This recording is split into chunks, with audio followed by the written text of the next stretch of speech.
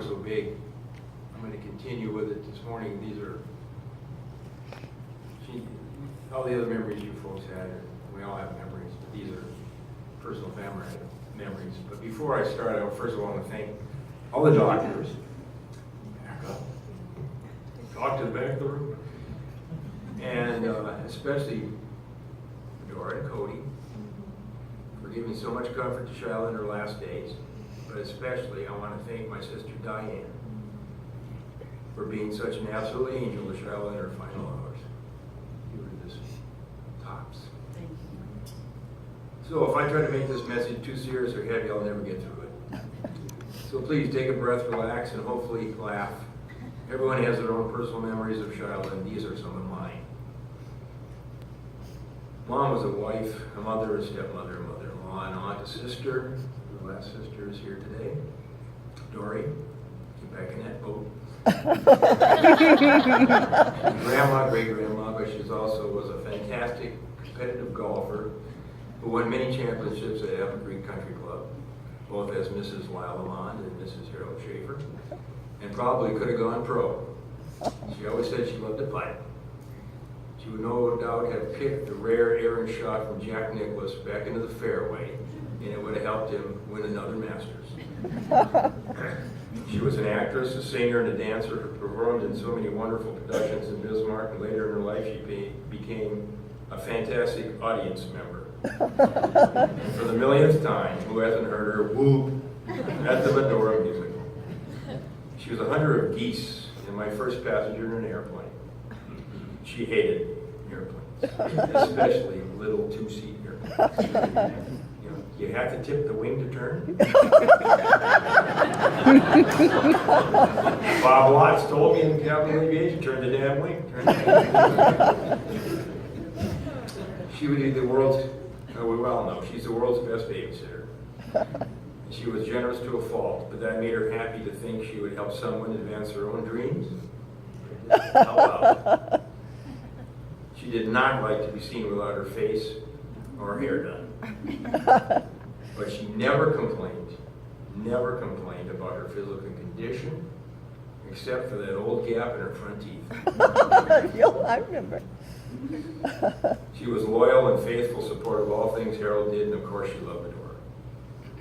But she loved to eat prime rib, she loved to cook, she was famous for her orange rolls, and of course those floating in the air buns. And she could cook the heck out of a wild goose. 90 years gives you a lot of time to accomplish many good things, and boy did she. She was the glue that held our family together.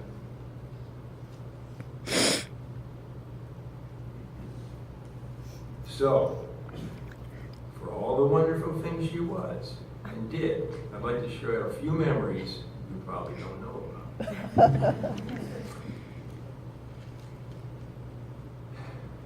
about. Some are perfect and some are not so perfect. When Mom was a young wife with 3 young children, she was a sun worshiper. We lived on North 11th Street in Bismarck. So much so that she would line the front porch of our small house on North 11th Street with tinfoil. In this way, in early spring, and I mean early, she would get a head start on her Indian tan by reflecting the sun's rays onto the spot she was in, and the neighbors would look in stunned wonder. Not to mention her children. She tried to bribe my brother Ed one time into getting better grades when he was first starting to college by offering him money. Money. Imagine that. Well, look how he's done. Yeah, he got it down there famous. But I gotta say, Mom was not very good at reading directions on how to use new appliances. Oh no. One Christmas, Harold gave Mom a Mixmaster blender. I'm in the living room listening to my mom in the kitchen. It's just the two of us in the house. I hear the machine turn on, turn off, turn on, turn off. Then I hear a little pounding. Then I hear some mumbled words and then more pounding. Finally, Mark, come in here and look at this thing. So I dutifully set off into the kitchen to see what was up. And there was the Mixmaster. correctly assembled, ready for action, except for one thing. Mom had put the top plastic piece upside down and was trying to jam some carrots through the cap into the body of the unit. So when I took the cap off, dropped the carrots into the canister, she just looked at me and said, "You can leave now." She also had a nasty habit, at least to me, of using all the ranking members of the household to finally get my attention, as in Harold, Ed, Rolf, Mark. So I knew where I stood. Probably Mom's finest hour was again at Christmas time. This is a good one. He was driving Don C. Rolf and Michelle at their place by the river in South Bismarck.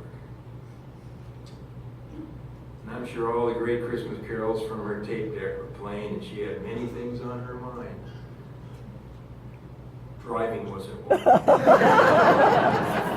So it was understandable that she would miss the slight bend in the road, plow straight through the Sletton's barbed wire fence. She did not slow down, not even momentarily. She just kept motoring right across, straight through the other side of the barbed wire fence, and parked in the driveway. Thank you very much. Merry Christmas. Crashed the car. I think best line of all was when she, on occasion, a sales call from some investment advisor, insurance agent, or someone selling the next greatest place to put your money. Charlotte respectfully listened to the pitch and remarked, "Are you kidding me? No, thank you. I'm married to Santa Claus." Best of all, Charlotte was my mom, and for that, for my wife and my daughters, I'm eternally grateful. She had a lousy last couple of years, and privately she was anxious to be on her way to Harold and to heaven in that order. So to carry on her legacy, let's all strive to be more kind, be more loving, be more generous, and of great spirit.